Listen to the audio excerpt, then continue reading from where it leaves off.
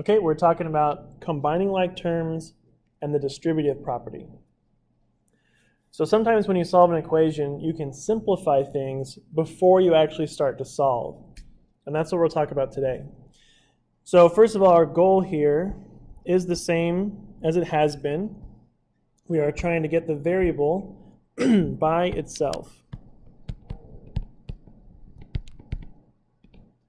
So that will be the goal for every type of equation we solve. At the end, we want to just have the variable, let's say x, equal to a single number. So we're trying to get the variable by itself on one side of the equation. So let's look at the first example. You see we've got 2x plus 4x plus 7 equals 19. And so when we talk about like terms, we're talking about these things here. These are terms. And like terms are terms that have the same variable with the same exponent. For most of the ones we start with, the exponent will just be 1.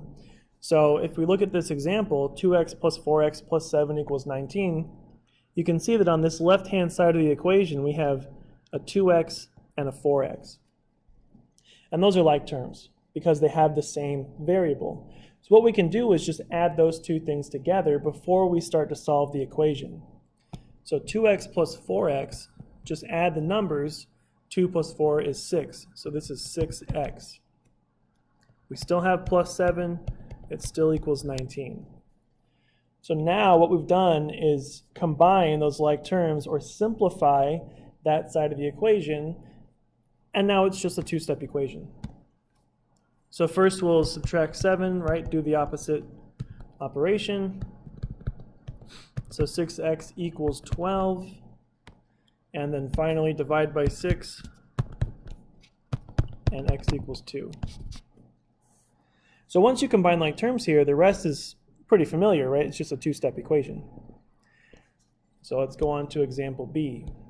5x minus 3 minus x equals negative 15.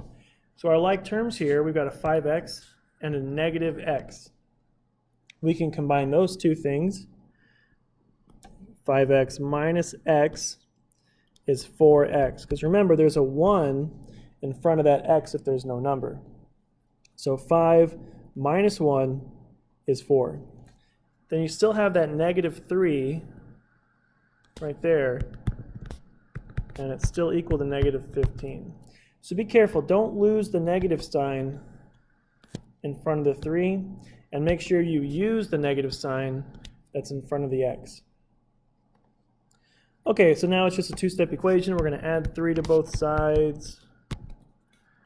So 4x equals negative 12. And then divide by 4. And so x equals negative 3. So after you combine like terms, the rest is basically review. It's just a two-step equation. For example C now, we have 18 equals 2 minus x plus 7. If you look, there is not more than one term here that has an x. We just had this negative x. But there are two terms that don't have an x, the 2 and the 7. So those can be added together. So 18 equals 2 plus 7 is 9 minus x. You can combine the 2 and the 7. So again, we'll subtract 9. This is a two-step equation. So 9 equals negative x. Remember, there's a 1 in front of that x. So we're dividing by negative 1. And x equals negative 9.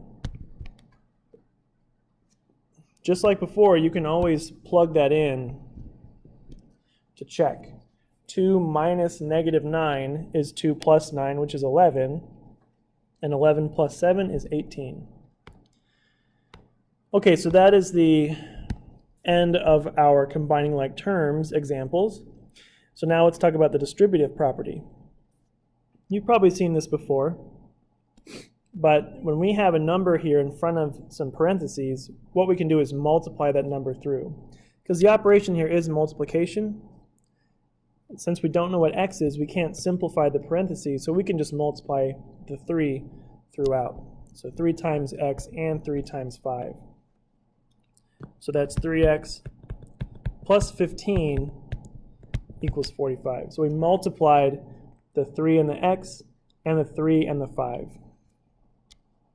Again, from here, we just have a two-step equation. So subtract 15, 3x equals 30, and then divide by 3. So x equals 10. Same thing with combining like terms. Once you do that first step, the simplification step, the rest is just a two-step equation, which hopefully by now you are very good at. Okay, for example, E, this is a -6. Make sure the negative goes with it. And also notice this is a -2.